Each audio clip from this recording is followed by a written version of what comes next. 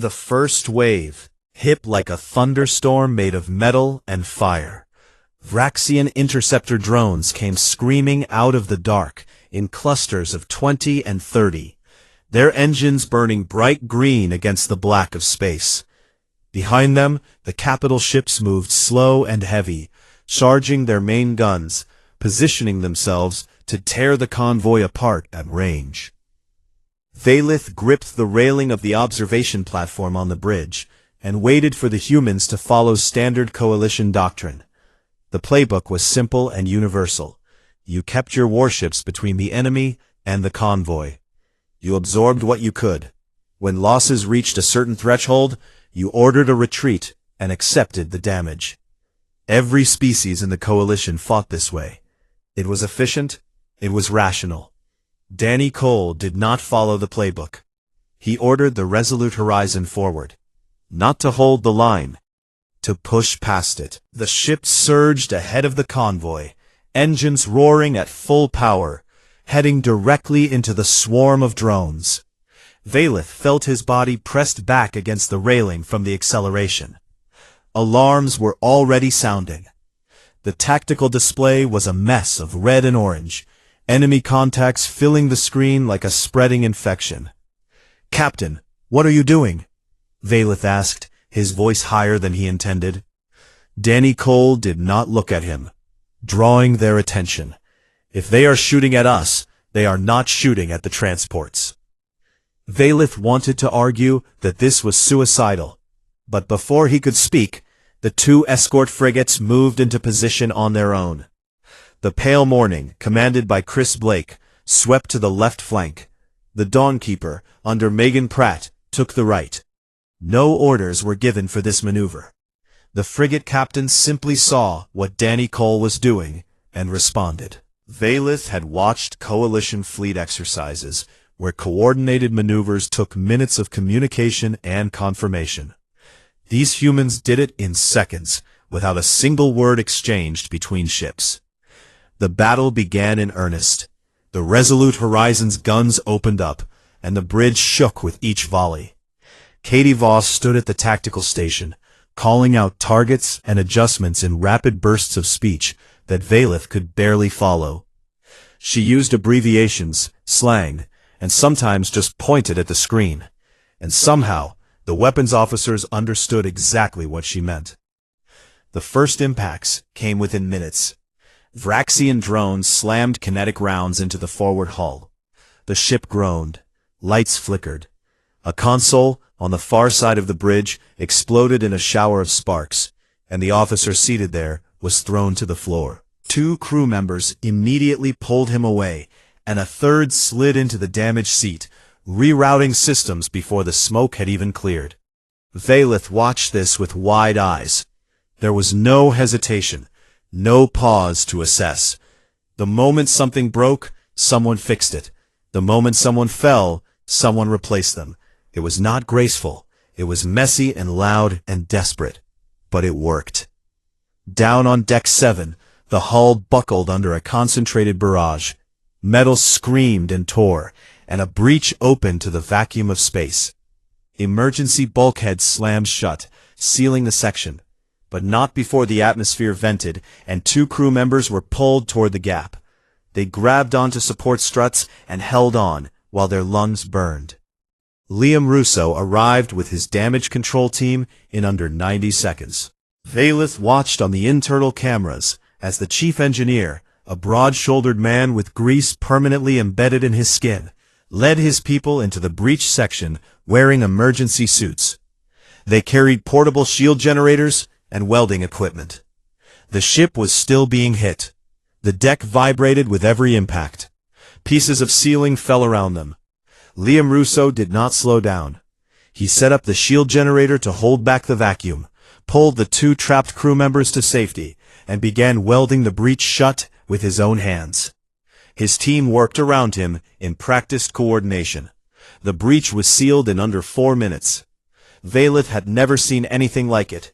On a Tessari ship, a hull breach during combat meant that section was abandoned. You sealed it off and accepted the loss. You did not send people into an active breach zone while the ship was still under fire. The math did not support it. But the humans did not care about the math. They cared about the two people holding onto those support struts. The battle grew worse. The Vraxian capital ships moved into range and began firing heavy plasma bolts at the resolute horizon. The shields absorbed the first volley. The second volley overloaded the port shield array.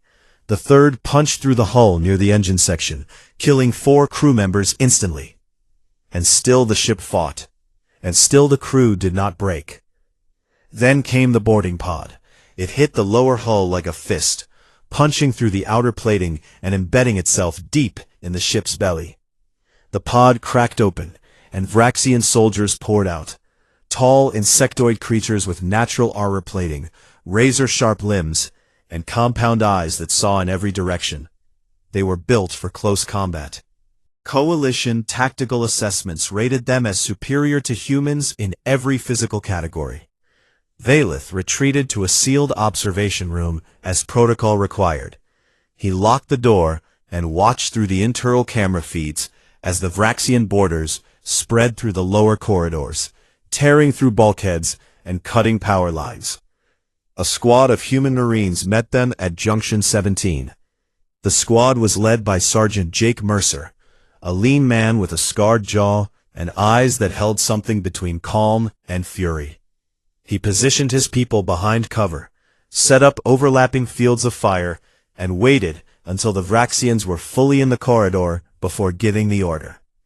The fight was brutal. The Vraxians were bigger and tougher. They absorbed rounds that would have killed most species. But the Marines did not fight as individuals. They fought as a single organism. When one Marine fired, another moved. When one reloaded, 2 others covered the gap. They communicated in shouts and gestures, and they never, not once, left a gap in their line. A Vraxian warrior broke through and slashed Jake Mercer across his side. The wound was deep. Blood soaked through his uniform immediately. Valeth expected him to fall back. Any rational soldier with that kind of injury would retreat to the medical bay and let someone else take over. Jake Mercer did not retreat. Something changed in his face. The pain seemed to wake something up inside him, something old and primal and terrifying. He let out a sound that was not quite a scream and not quite a roar, and he drove forward into the Vraxian that had cut him. He hit it with the butt of his rifle, then fired point blank into its chest, then grabbed another by the limb and threw it sideways into the wall. His Marines surged forward with him, feeding off his energy, and together they pushed the Vraxians back, step by step. The boarders were driven into the airlock. Jake Mercer sealed it and flushed them into space. Then he leaned against the wall, pressed his hand to his bleeding side, and said to his squad, "Anyone hurt? Sound off."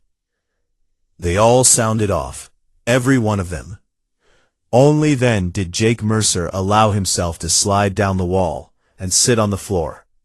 His face was pale. His uniform was soaked in red. But he was smiling.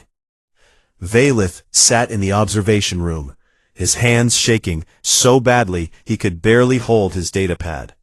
He stared at the camera feed, showing Jake Mercer on the floor, surrounded by his Marines, and he tried to write his second report. He deleted his first 3 attempts. The clinical language of tactical analysis could not hold what he had just seen.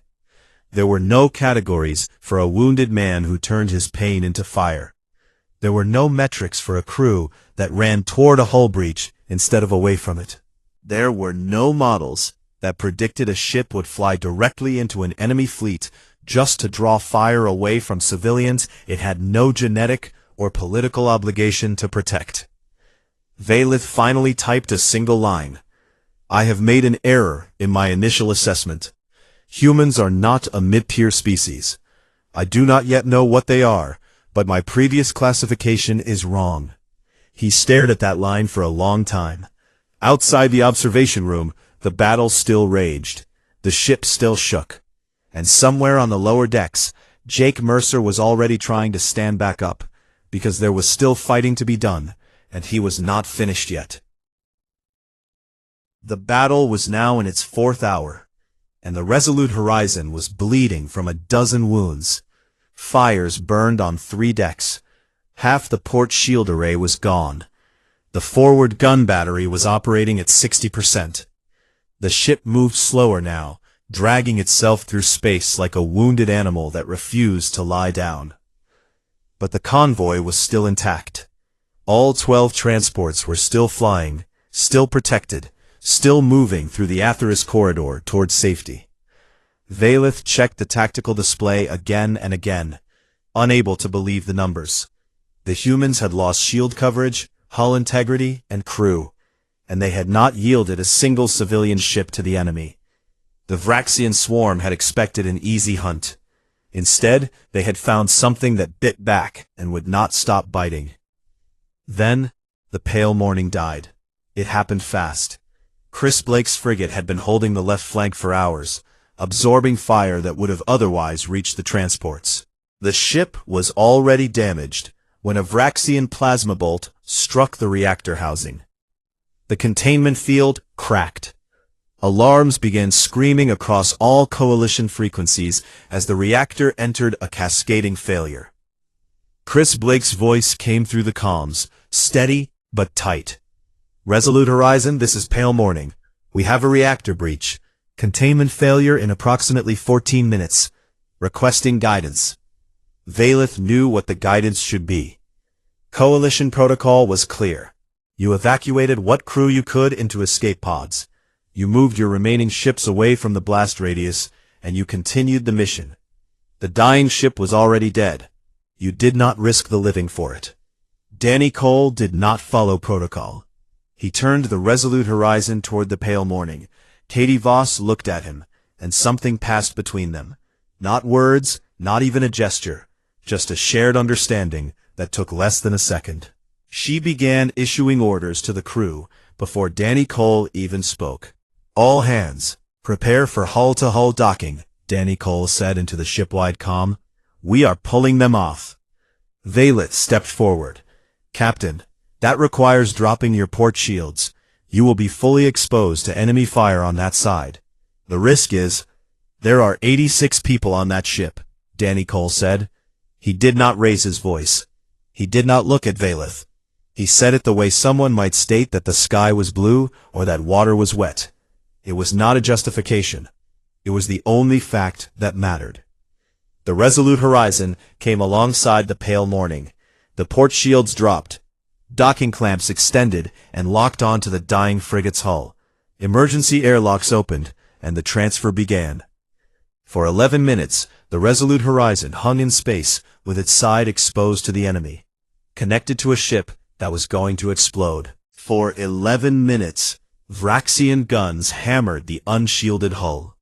For 11 minutes, humans ran through the connecting airlocks, carrying wounded, dragging unconscious crew members, passing children, because the pale morning had been escorting a transport and had taken aboard a family when their ship's life support failed 2 days earlier.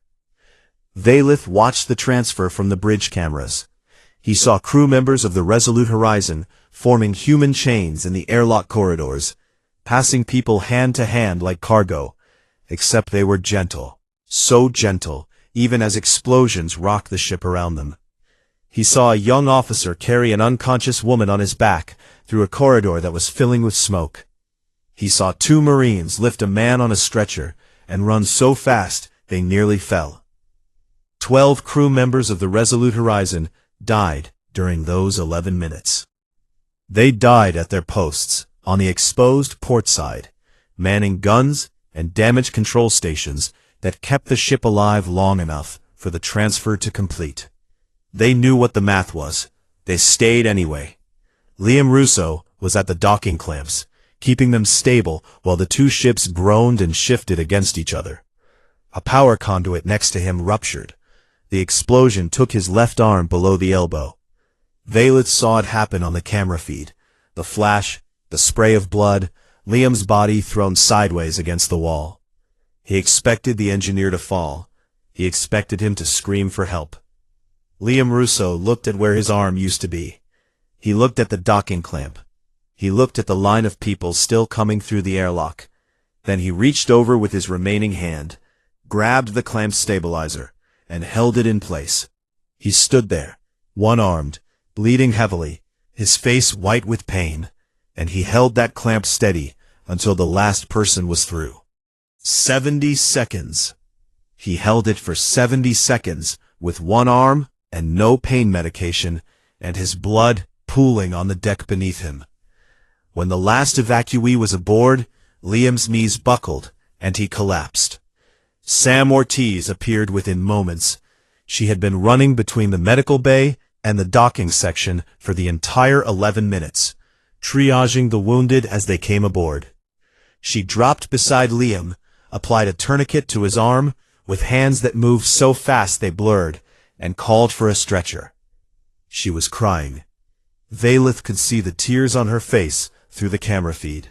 She was crying, and her hands were perfectly steady, and she did not stop working for a single second. They got Liam to the medical bay. Sam went into surgery immediately. The deck shook, the lights flickered, alarms wailed. And Sam Ortiz stood over her patient with a surgical tool in one hand and held his artery closed with the other, and did not flinch.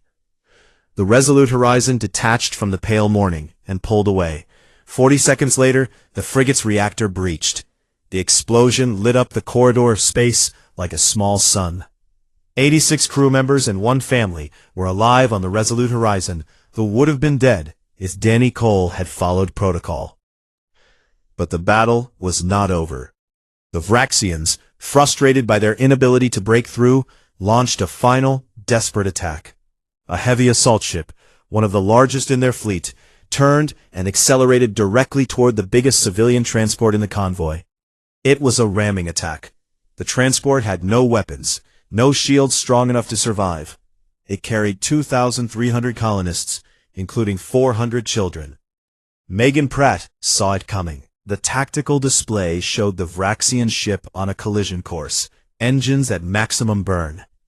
The Resolute Horizon was too far away and too damaged to intercept. The other frigates were out of position. There was nothing between the assault ship and the transport. Nothing except the Dawnkeeper. Megan Pratt did not hesitate. She did not call for orders. She did not calculate her odds. She turned her already damaged frigate directly into the path of the Vraxian assault ship and went to full burn. The collision was the loudest thing Vaylith had ever heard through a comm channel. The Dawnkeeper struck the Vraxian ship head-on, and both vessels crumpled like paper. The Dawnkeeper was nearly torn in half. Entire sections were ripped open to space. The bridge was destroyed. Life support failed across most of the ship. The transport survived. 2,300 people, including 400 children, continued on their path to safety because one woman put her ship in the way. Megan Pratt's voice came through the emergency channel. It was distorted, broken up by static, spoken through an emergency suit that she must have sealed around herself in the final seconds before impact. "Transport is clear," she said. Her voice was calm, tired, almost peaceful. "Dawnkeeper is combat ineffective. It was worth it." The Vraxian fleet hesitated. Then slowly they began to pull back. They had come for easy prey. They had not expected this. They had not expected a species that would crash its own ships into the enemy to protect strangers. They did not have a model for this. They did not have a response. Vaylith stood on the bridge of the Resolute Horizon and watched the Vraxians withdraw. His face was wet. He reached up and touched his cheek and realized he was crying.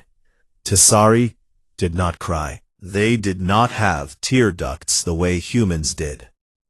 But his eyes were leaking fluid, some autonomic stress response he had never experienced before. And he did not wipe it away. He opened his datapad and began writing his third report. His hands were shaking. He wrote slowly, carefully, choosing each word as though it mattered more than anything he had ever written. Humans do not calculate acceptable losses. They refuse to accept any loss they believe they can prevent, even when the math says the cost is too high. This is not irrationality. This is conviction. And conviction, I am beginning to understand, is a weapon that has no counter. He paused. He looked at the tactical display, now clearing as the Vraxian fleet disappeared into the dark. He looked at the crew around him, battered and bleeding, and still standing at their posts. He added one more line. I am no longer observing them. I am witnessing them. The silence after battle was worse than the battle itself. Vaylith had not expected that. He had observed the aftermath of 9 different engagements across 9 different species, and in each case, the end of combat brought relief. Soldiers returned to their routines.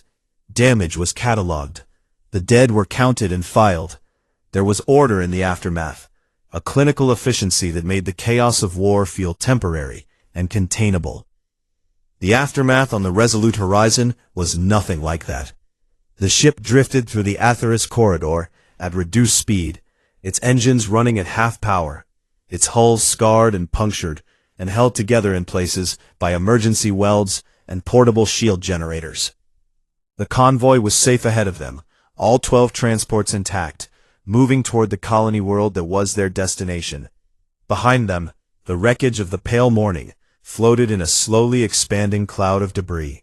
The Dawnkeeper was being towed by 2 of the transports, its hull cracked open like an egg, barely holding atmosphere in the few sections that still had life support. 31 crew members of the Resolute Horizon were dead. 14 more were in critical condition in the medical bay. Dozens of others carried wounds they had not yet reported because they had been too busy fighting or fixing or carrying others to stop and notice their own pain. Vaylith walked through the ship in the hours after the battle, and what he saw in those hours changed him more than the battle itself. He found Danny Cole in the captain's quarters.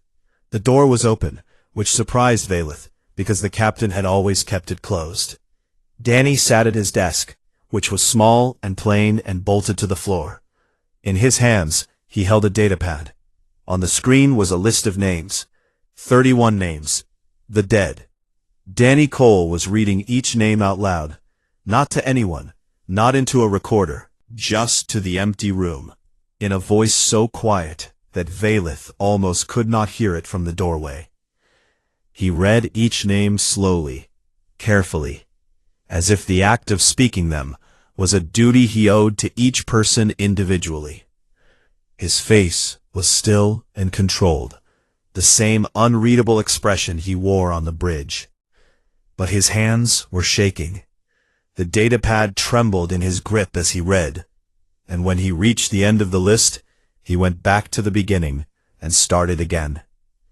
Vaylith stood in the doorway for a long time, unseen, and he felt something shift inside his chest. He had watched commanders lose soldiers before. Tasari officers recorded the dead in their logs and moved on. It was expected. It was efficient. But Danny Cole was not recording. He was remembering. He was forcing himself to hold each name in his mouth, to feel the weight of it, to carry it. Vaylith understood, suddenly and painfully, that command among humans was not a privilege or a rank. It was a type of wound that accumulated with every name on the list and never healed. He moved on. He did not want Danny Cole to know he had been watching. In the mess hall, he found Katie Voss, the executive officer, who had been sharp and commanding and nearly untouchable during the battle, was now standing behind the food counter, serving meals to crew members.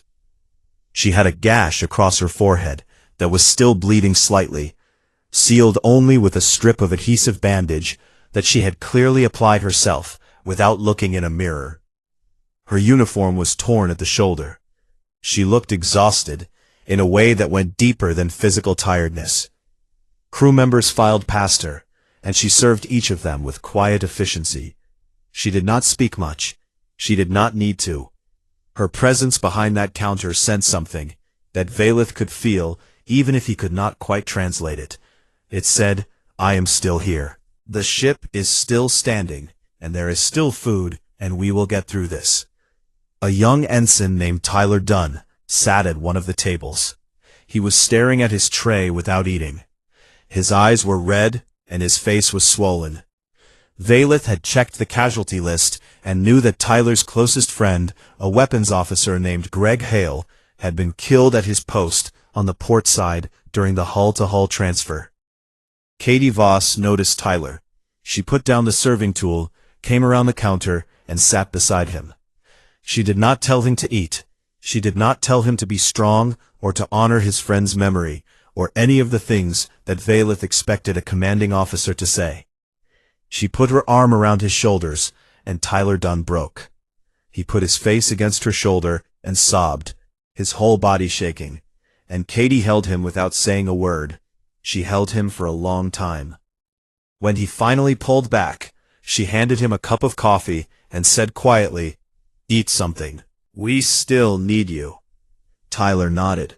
He wiped his face with his sleeve. He picked up his fork. And Katie Voss went back behind the counter as if nothing had happened. Except that something had happened. Something enormous. And Valeth could not stop staring at the place where it had occurred. He went to the medical bay next. It was full. Every bed was occupied. Sam Ortiz moved between patients like a ghost, checking readings, adjusting medication, changing bandages. She had been operating and treating the wounded for nearly 7 straight hours. Her surgical gown was stained with blood, other people's blood, and her eyes had the glassy focus of someone running on nothing but willpower. Jake Mercer was there. The Marine sergeant was sitting on the edge of a bed, shirtless, his side wrapped in a temporary bandage that was already soaking through. He was not there as a patient. He moved from bed to bed, shaking hands with the wounded Marines, telling terrible jokes that made them groan and laugh at the same time. He called each of them by name. He asked about their families. He told one Marine with a shattered leg that he still owed him 20 credits from a card game, and the Marine laughed so hard he had to grab his ribs. Sam Ortiz watched Jake from across the bay, with an expression that mixed frustration and affection in equal parts. When she finally caught up to him, she grabbed him by the shoulder and physically pushed him onto an examination table. "You are leaking blood onto my clean floor," she said. "Sit down and let me close that wound properly." Jake grinned at her. "It is not that bad. You have been walking around for 3 hours with a laceration that I can fit my hand into," Sam said. "Sit." He sat. She closed the wound with careful, precise movements, her hands as steady as they had been during Liam Russo's surgery. Jake winced once, then looked at her and said, "Thank you, Sam." She did not look up from her work. "Do not thank me. Just stop tearing it open." Valeth watched them and realized that this was how humans healed. Not just the physical wounds, though Sam Ortiz handled those with extraordinary skill. The deeper wounds, the invisible ones. They healed each other through presence, through touch, through bad jokes and cups of coffee, and the simple act of sitting with someone who was suffering. He found Liam Russo in the recovery ward. The engineer was awake, propped up on pillows, his left arm ending in a clean bandage below the elbow. When Valeth entered, Liam looked up and gave him a tired nod. "How are you?" Valeth asked, and immediately felt the question was inadequate. "I have had better days," Liam said. Then, after a pause, "Everyone make it off the pale morning?" "Yes, 86 crew and 1 family. All safe." Liam closed his eyes and let out a breath. When he opened them again, there was something in his expression that Valeth could only describe as peace. "Good, that is good." Valeth asked the question that had been burning in him since he watched the camera footage. "Why did you stay at the docking clamp? You had already lost your arm. You were bleeding severely. You could have died." Liam Russo looked at him with genuine confusion, as if the question made no sense. "People were still coming through the airlock," he said simply. "What was I supposed to do? Walk away?" Later, much later, after the patients were stable and the ship was quiet, Valeth found Sam Ortiz. She was not in the medical bay. She was in a supply closet at the end of the corridor, sitting on the floor between shelves of bandages and surgical kits. The door, was slightly open. She was sobbing into her hands, her whole body curled forward, her shoulders heaving. She had lost 3 patients during the battle. Valith had seen it in the medical logs. 3 people she had tried to save and could not. She knew their names. She knew where they were from. She knew who was waiting for them to come home. She carried them, all of them, the living and the dead. She carried them in her steady hands and her breaking heart. And she did both things at the same time, because that was what it meant to be human. Valith stepped back from the door and left her in privacy. He went to his observation room and sat in silence for a very long time. Then he opened his datapad and wrote his 4th report. Humans do not fight the way other species fight. They do not optimize for survival. They do not minimize cost. They fight for each other. Every tactical decision, every act of bravery, every sacrifice traces back to the same motivation. They would rather die than let someone beside them die alone. This makes them unpredictable. It makes them costly to fight. And it makes them nearly impossible to defeat. Because you cannot break an army that has already decided what it is willing to lose. The Resolute Horizon took 3 weeks to limp back to port. 3 weeks of slow travel through quiet space, the ship groaning with every course adjustment, its patched hull flexing in ways that made the engineers nervous. 3 weeks of repairs, done with whatever materials were on hand, of rerouted power systems and improvised fixes that Liam Russo supervised from his recovery bed, through a tablet propped on his knee, typing instructions with his one remaining hand. Valith spent those 3 weeks watching. Not the way he had watched before. Not with the clinical distance of an analyst recording data for a report. He watched the way someone watches when they are trying to understand something they never expected to encounter. Something that does not fit inside the categories they were trained to use. He watched the crew mourn. There was a memorial service on the 5th day. It was held in the cargo bay because it was the only space large enough to hold the entire remaining crew.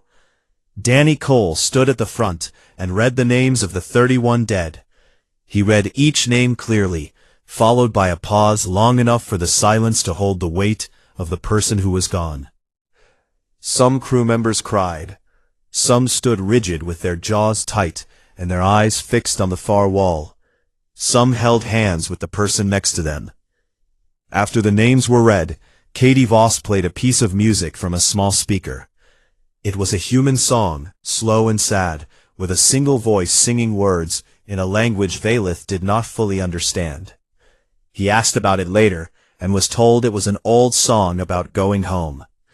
Several crew members broke down during the song. Katie Voss did not. She stood straight and still, and only her eyes gave her away, bright and shining under the cargo bay lights. After the memorial, the crew went back to work. That was the part that amazed Valith the most. They grieved openly, fully, without shame, and then they stood up and returned to their duties. They did not suppress the pain. They carried it with them as they repaired the ship, and tended to the wounded, and kept the engines running.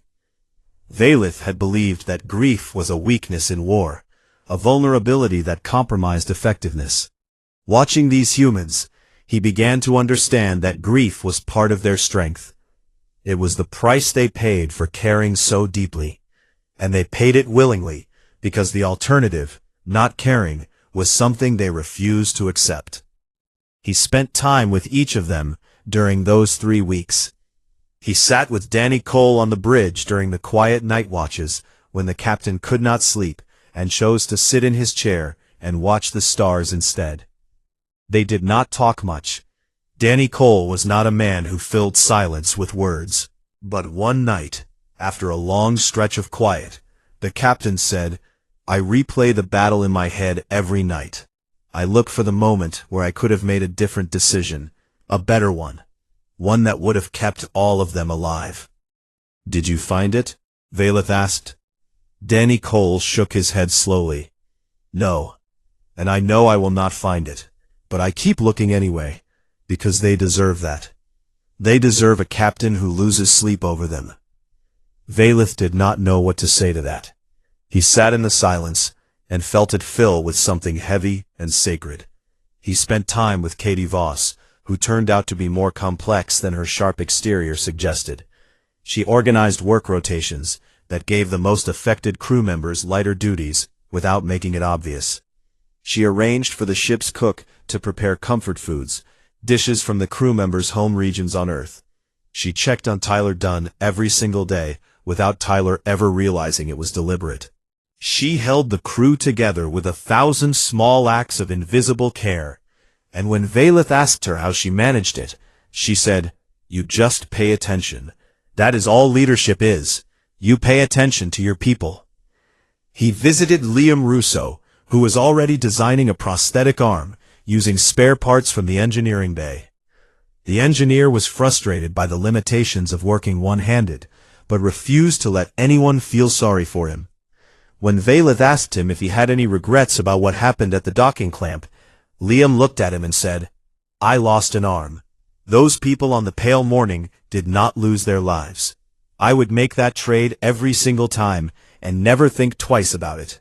He sat with Jake Mercer in the Marine quarters, where the sergeant was running light training exercises with his squad, even though half of them were still bandaged. Jake trained them gently, adjusting exercises for each person's injuries. But he trained them because, as he explained to Valeth, if they sit still too long, they start thinking.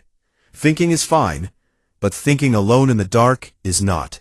So we train, and we talk, and we stay together. And he found Sam Ortiz in the medical bay late one evening, after all her patients were asleep. She was sitting at her desk, writing letters. Valeth asked what she was writing, and she said she was writing to the families of the 3 patients she had lost. She had been working on the letters for days, choosing every word with the same precision she used in surgery. She wanted each family to know exactly what happened, exactly what she had tried, and exactly how brave their person had been at the end. "It is the hardest thing I do," she said quietly. "Harder than the surgery. Harder than the blood. Telling someone that the person they loved is not coming home, and trying to give them something, anything, to hold on to." Valeth asked her how she kept going, how she walked back into the medical bay after losing a patient, and picked up her tools, and saved the next one. Sam Ortiz looked at him for a long moment, and then she said something that Valeth would carry with him for the rest of his life. "Because the next one is still alive. And as long as someone is still alive, there is still something I can do. That is enough. That has to be enough." The Resolute Horizon reached port on a Tuesday. Valeth had learned the human calendar by then. He had learned many things. He had learned that humans measured time not just in hours and days, but in meals shared, in jokes told, in the quiet moments between crises, when someone puts a hand on your shoulder and says nothing at all.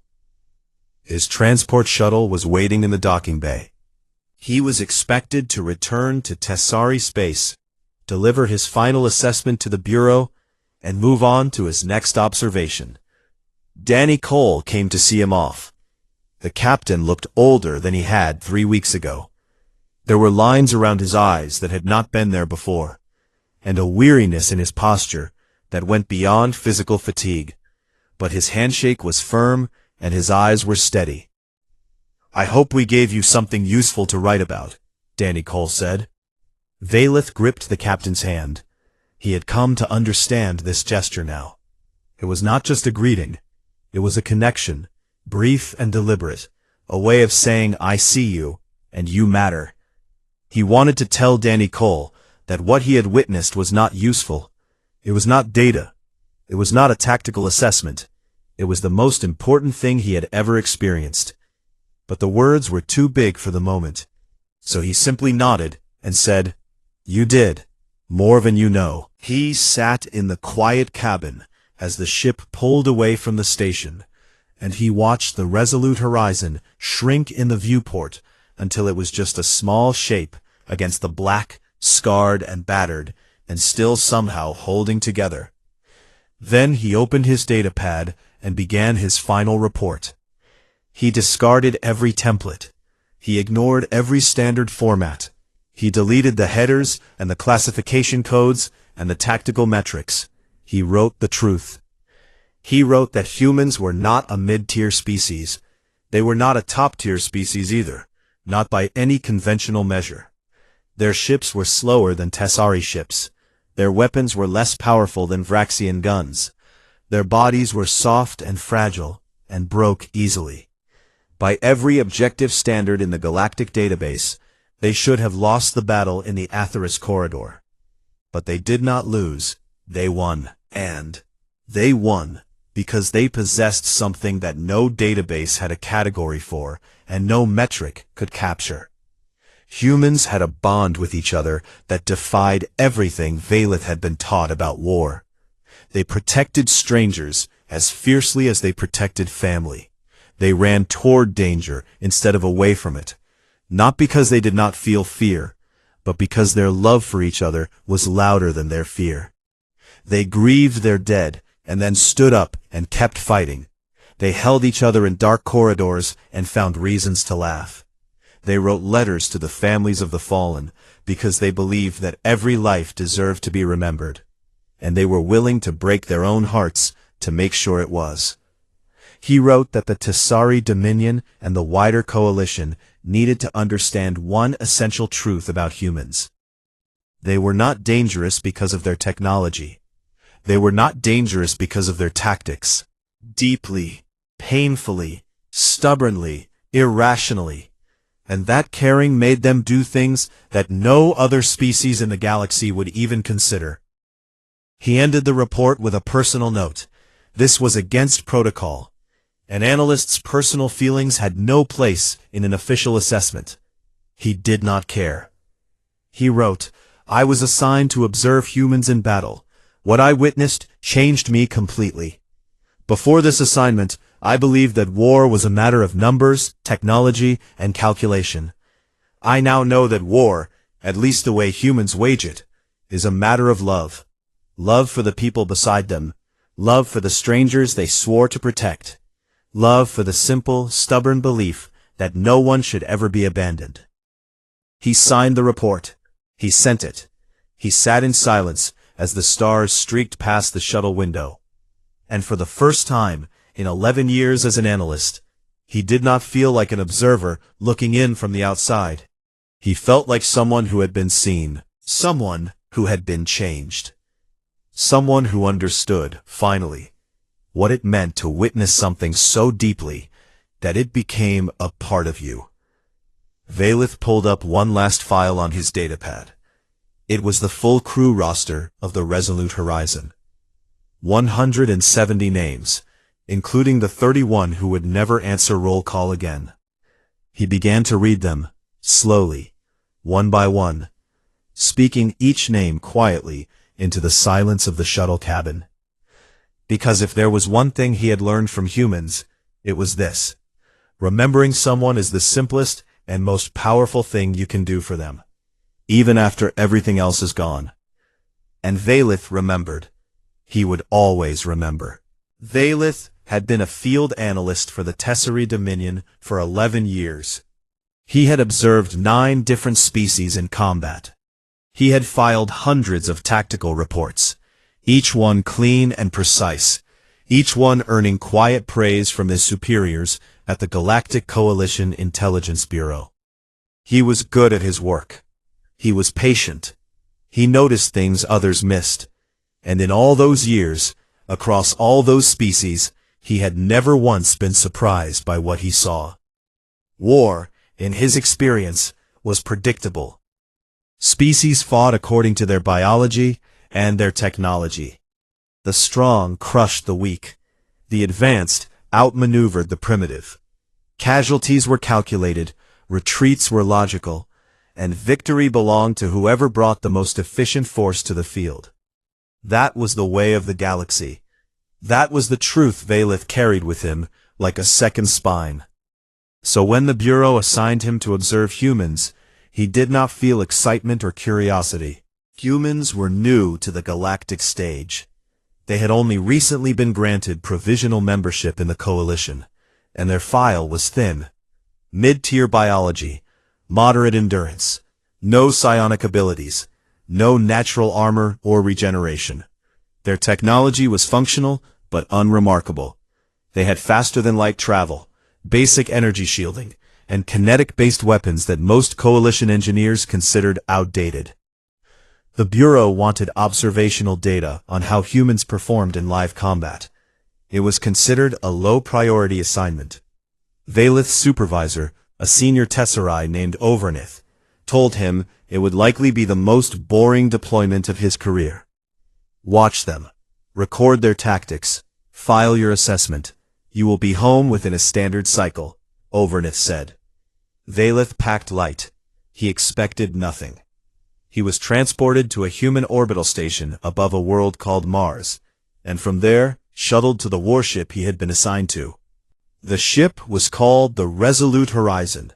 It was a medium-class cruiser, roughly equivalent to a Tessari patrol vessel, though less elegant in design. Where Tessari ships were smooth and curved, built to reduce drag and atmospheric entry, the Resolute Horizon was boxy and angular, covered in antenna arrays, hull plating, and what appeared to be scorch marks from previous engagements that had never been fully repaired. Valith made a note of this in his pad. The humans either lacked the resources to maintain their ships properly, or they simply did not care about appearance. Both possibilities concerned him. The moment he stepped aboard, the difference hit him like a wall of sound. Tessari vessels were quiet. Crew members communicated through low tones and digital signals. Discipline was maintained through silence and order. The Resolute Horizon was the opposite of all of that. The hallways were loud. People talked over each other. Music played from somewhere deep in the lower decks.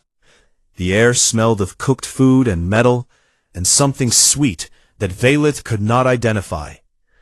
Crew members walked past him without saluting or even acknowledging his presence. Some of them were laughing.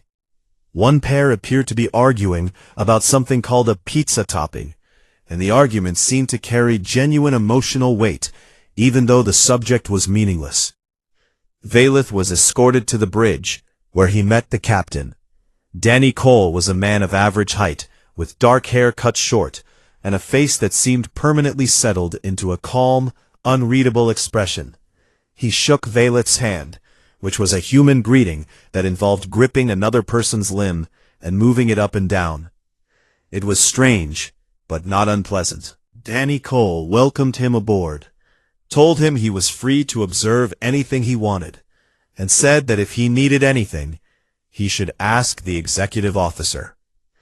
The executive officer was a woman named Katie Voss. She was tall and lean, with sharp eyes, and a voice that carried the kind of authority that did not need volume. When Valith introduced himself and explained his mission, Katie looked at him for a long moment and said, "Just stay out of the way when things get loud." She did not smile. She did not offer him a tour. She turned and walked back to her station.